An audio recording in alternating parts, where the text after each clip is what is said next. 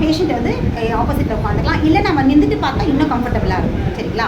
சரி, இப்படி உட்கார வச்சுட்டு எதிர்க்க உட்கார வச்சுட்டு அவங்களுடைய வலது கையை எடுக்கும் பொழுது, வலது கையை நேர் எதிராக எடுக்கும் பொழுது நம்ம எப்படி பிடிச்சிக்கணும்னா, நம்மளுடைய ஆள்காட்டி விரல் இந்த பேஷண்ட்டோடைய இந்த மத்தியம ஸ்தானம் இருக்கு இல்லையா, இந்த இடத்துல நம்ம விரலை வச்சுட்டோம். இந்த மிச்சம் இருக்கிற விரல்களை கை கடியில் இப்படி பிடிக்கிறது தான் வந்து மிக மிக சரியான ஒரு விஷயம்.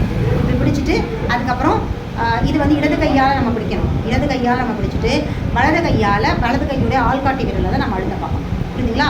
நம்மளுடைய இடது கையில் இந்த மாதிரி பேஷண்ட்டோட கையை பிடிச்சிக்கிட்டு அதுக்கப்புறம் வலது கையால் ட்ரீட்மெண்ட் பார்க்கணும். புரியுதுங்களா? அதுக்கப்புறமா எப்படி பார்க்கணும் அப்படின்னா, இந்த பள்ளத்தில் கை வச்சுட்டு, அதான் இந்த கை நம்ம இப்படி பிடிச்சிருக்கு, அதுக்கப்புறம் இந்த இடத்துல இந்த பெருவிரலை அடியில் வந்து முட்டு கொடுக்கணும். க்ரிப்புக்காக இந்த விரல் வந்து இப்படி கொடுத்துட்டு விரலை கொடுத்துட்டு ஒன்று இப்படி வச்சு பண்ணலாம், இல்லை வலிக்குது அப்படின்னா கொஞ்சம் கையை லூஸாக இருக்கலாம். ஆனால் விரல்கள் வந்து இந்த தோலை வந்து தொடக்கூடாது. தொட்டால் நமக்கு இங்கே டிஸ்டர்ப் ஆகும். எதனாலனா தொடும்பொழுது இங்கே ஏதோ ஒரு துடிப்பு வந்து இந்த துடிப்பை நம்மளை சரியாக கவனம் செலுத்த முடியாது. அதற்காக இந்த விரல்கள் வந்து தோலை தொடாத அளவுக்கு நம்ம பார்த்துட்டு நம்ம கவனம் முழுக்க இந்த ஆள்காட்டி விரலில் இந்த கிரிப்பில் இந்த கையில் வச்சுட்டு இங்கே தான் இருக்கணும். ஸோ நம்ம இதை அழுத்தி அந்த துடிப்பு முதல்ல வந்து மேலே ஒரு துடிப்பு இருக்கும், அந்த துடிப்போடு உள்ளே அழுத்தி உள்ளே ட்ராவல் பண்ணணும். எது வரைக்கும் அழுத்தணும் அப்படின்னு பார்த்தீங்கன்னா, உள்ளே பள்ளம் இருக்கும், எலும்பு வந்து முட்டும், அது வரைக்கும் நம்ம வந்து அழுத்தணும். அதுதான் வந்து அதை தான் அளவுகோல். எது வரைக்கும் அப்படிங்கிறதுக்கு அளவுகோல். அங்கேயும் ஒரு சின்ன விஷயத்த கவனத்தில் வச்சுக்கணும்.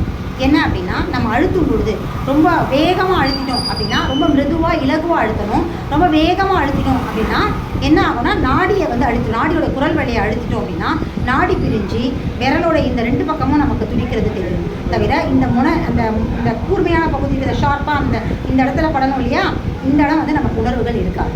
ஸோ அதனால் நம்ம என்ன பண்ணணும், அழுத்தும் போது ரொம்ப மெதுவாக அழுத்தணும் அப்படின்னா இந்த பிரச்சனை வராது. சரி, சப்போஸ் நம்ம வேகமாகவே அழுத்திட்டோம், இந்த மாதிரி நாடி பிரிஞ்சு ரெண்டு பக்கமும் வந்து சத்து வேகமாக கேட்குது, அந்த பீட் கேட்குது அப்படின்னா என்ன பண்ணணும் அப்படின்னா, ரொம்ப ஸ்லோவாக லைட்டாக கொஞ்சம் அப்படி மேலே தூக்கணும். அந்த விரலை அப்படியே எடுத்தோம்னா நாடி திருப்பி வந்து இந்த டிப்பில் வந்துடும். இந்த ஆள்காட்டிகளோட நடு மத்தியமத்தில் வந்துடும். சென்ட்ரல் பாயிண்டில் வந்துருச்சுன்னா உங்களுக்கு அந்த துடிப்பு இருக்கிறது தெரியும். ஸோ இப்படி தான் துடிப்பு இருக்கா இல்லையா, அவ்வளோதான் நம்ம பார்க்க வேண்டியது. இப்படி 6 மூலகங்கள்லையும் துடிப்பு இருக்கா இல்லையான்னு பார்த்துட்டு அந்த துடிப்பு இல்லாத மூலகத்தை மட்டும் மைண்டில் வச்சுக்கணும். ஒரு சிலருக்கு ஒரே ஒரு மூலகம் மட்டும் துடிப்பு இல்லாமல் இருக்கலாம். ஒரு சிலருக்கு 2 மூலகம் துடிப்பு இல்லாமல் இருக்கலாம். ஒரு சிலருக்கு 3, ஒரு சிலருக்கு 4, ஒரு சிலருக்கு 5 மூலகங்களுமே துடிப்பு இல்லாமல். சரிங்களா? ஸோ இப்படி ஒரு மூலகம் துடிப்பு இல்லைன்னா எப்படி சிகிச்சை தரணும், 2 மூலகம் துடிப்பு இல்லை எப்படி சிகிச்சை தரணுன்றதை பின்னாடி சொல்கிறேன். ஆனால் இப்போ வந்து நம்ம பார்க்க வேண்டியது என்ன, இப்போ ஒரே ஒரு மூலகத்தை துடிப்பு இல்லை, ஏதோ ஒரு காற்றோ நிலமோ இருக்குது அப்படின்னா நம்ம மைண்டில் வச்சுக்கலாம், ஒரு பிரச்சனையே இல்லை, சிகிச்சை கொடுத்துடலாம். 2 நாளும் பிரச்சனை இல்லை, சிகிச்சை கொடுக்கலாம். 3 அப்படின்னாலும் கொடுத்துடலாம், 4 நாளும் பிரச்சனை இல்லை. ஆனால் இப்போ 5 மூலகங்கள்லையுமே துடிப்பு இல்லை அப்படின்னாலும் சிகிச்சை கொடுத்துடலாம். ஆனால் 5 மூலகங்கள்லையுமே துடிப்பு இருக்குது அப்படின்னா என்ன பண்ணுறது? இப்போ மற்ற 4 மூலகங்களில் துடிப்பு இருக்குது, ஒரே ஒரு மூலகத்தை மட்டும் துடிப்பு இல்லைனாலும் பிரச்சனை கிடையாது. ஆனால் 5 மூலகத்துலையுமே துடிப்பு இருக்குது அப்படிங்கும்போது அப்போ என்ன செய்யணும் அப்படின்னு பார்த்தீங்கன்னா, அந்த 5 மூலகங்களையும் துடிப்பு இருக்குன்னா அடுத்த 2ஆம் நிலை, நாடியோட 2ஆம் நிலைக்கு போகணும். நாடியோட 2ஆம் நிலை என்ன அப்படின்னு பார்த்தீங்கன்னா, துடிப்போடைய தன்மை, அதாவது வேகமாவா ரொம்ப மிருதுவாக ரொம்ப சாஃப்டாக அடிக்குதான்றதை கவனிக்கணும். அதாவது முதல் நிலை நாடியில் வந்து நம்ம பார்க்கும்பொழுது 5 மூலகங்களே துடிப்பு இருக்குது, அது முதல் நிலை நாடி.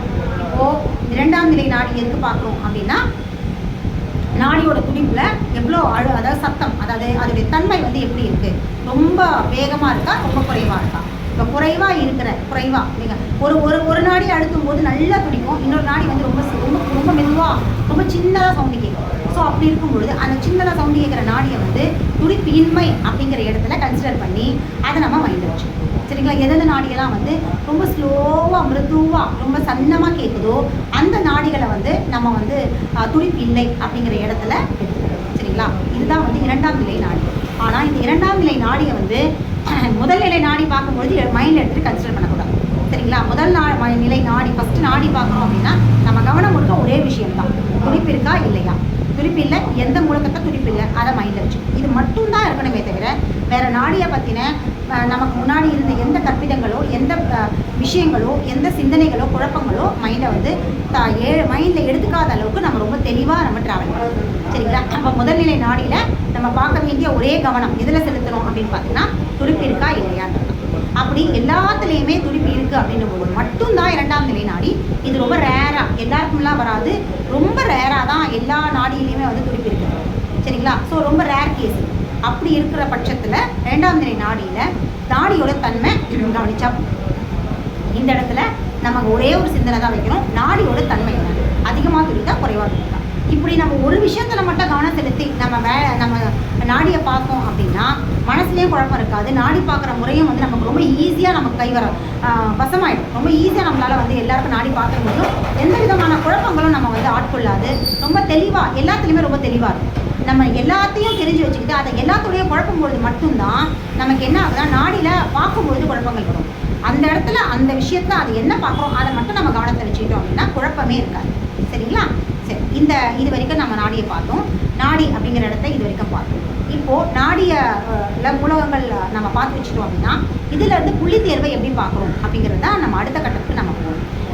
இந்த புள்ளி தேர்வில் வந்து அதுக்குன்னு சில கொள்கைகள், அதாவது அதுக்குன்னு சில ரூல்ஸ், தத்துவங்கள் இருக்குது. எப்படி வந்து புள்ளிகளை சூஸ் பண்ணுறது அப்படிங்கிற தத்துவங்கள் இருக்குது. அதை வந்து நாங்கள் சுற்று அப்படின்னு சொல்லுவோம். அதாவது ஆக்க சுற்று, கட்டுப்பாட்டு சுற்றுன்னு சொல்லி அதை ஒரு சுற்று. ஏன்னா மூலகங்களை நம்ம சூஸ் பண்ணி எடுத்துக்கிட்டாலும் அதை எந்த சுற்றில் வருது அப்படிங்கிறத கணிச்சு அதுக்கப்புறம் தான் வந்து புள்ளி தேர்வு கொண்டு வரும். ஸோ அதுக்கு முன்னாடி நம்ம இந்த எந்த சுற்றில் வந்து நம்ம வந்து துடிப்பின்மையாக இருக்கிற மூலகங்கள் வந்து அரேஞ்ச் பண்ணணும் அப்படிங்கிறது தான் வந்து நாம் இப்போ பார்க்கணும்.